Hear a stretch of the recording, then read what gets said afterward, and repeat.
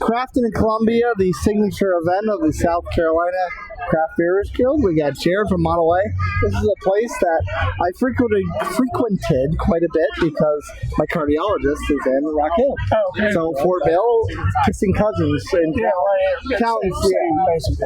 So what did you bring to Segra Park's Crafting in Columbia to kind of sell Model A's brand? So we brought a classic IPA, which is old school hops. Simcoe, Cascade, Chinook. We brought a English pub ale, which is low ABV, full of flavor, and we brought a Belgian blonde ale. So, that's going to throw clove and juicy fruit gum and whatnot. So I tried to mix it up. That's what I'm sipping on now. Belgians I'm kind of mostly out on because I like banana more than the clove flavor. I get kind of a banana on this. The clove, there's a little bit of floral cloviness to it. Yeah. So it's kind of like a nice split balance between the two. I would agree. There's definitely a Hefeweizen type note to it in terms of just the yeast in general, but in a blonde ale versus a wheat ale base. So I do want to make a joke because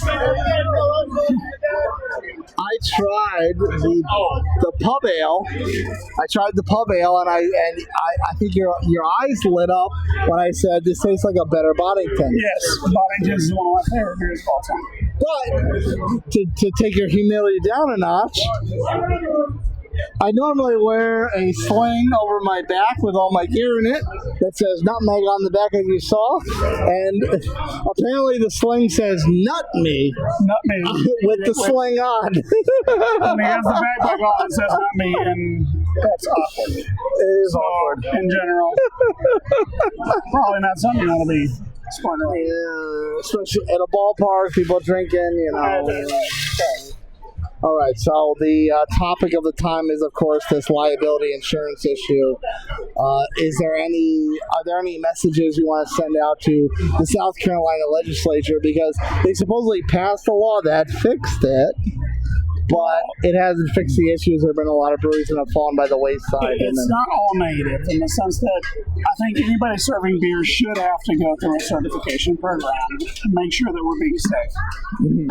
I'm not saying that's all negative, but still the rates for insurance for bars and tap rooms that are serving our beer is off the charts.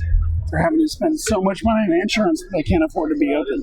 Mm-hmm. So, I think South Carolina needs to catch up to the rest of the Southeast, Georgia, North Carolina, and say, hey, it's an archaic argument. Yeah. Right? It helps our economy. So I'm not saying it's all bad, but right now it's a struggle. Right. So I think South Carolina needs to catch up. How much does it cap mid-tier breweries? Like smaller breweries, maybe they don't have to deal with it as much.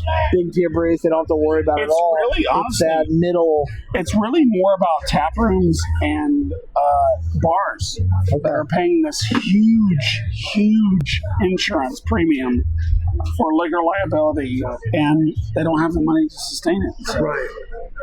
Because they're not produce. They have to already. They have the upfront cost. They have to produce it. That's right. Yeah. That's right. So I'm going to end this with a little bit of a jovial take. From a year, maybe two ago, there was that whole 100 men versus one gorilla argument. So how many brewery imbibing patrons would it take to defeat one prime Mike Tyson? Oh my God. We'll go with 8. 8? That was very specific. No one else has given me that specific a number. Mike Tyson's a beast. It's going to say 8. Yeah, 8 people. Okay. Jake Paul doesn't count. Jake Paul, he's not a real person? Because that was staged. Yeah. Jake Paul, 100% staged. 8 people take down Mike Tyson. Jared, as always, phenomenal to see you.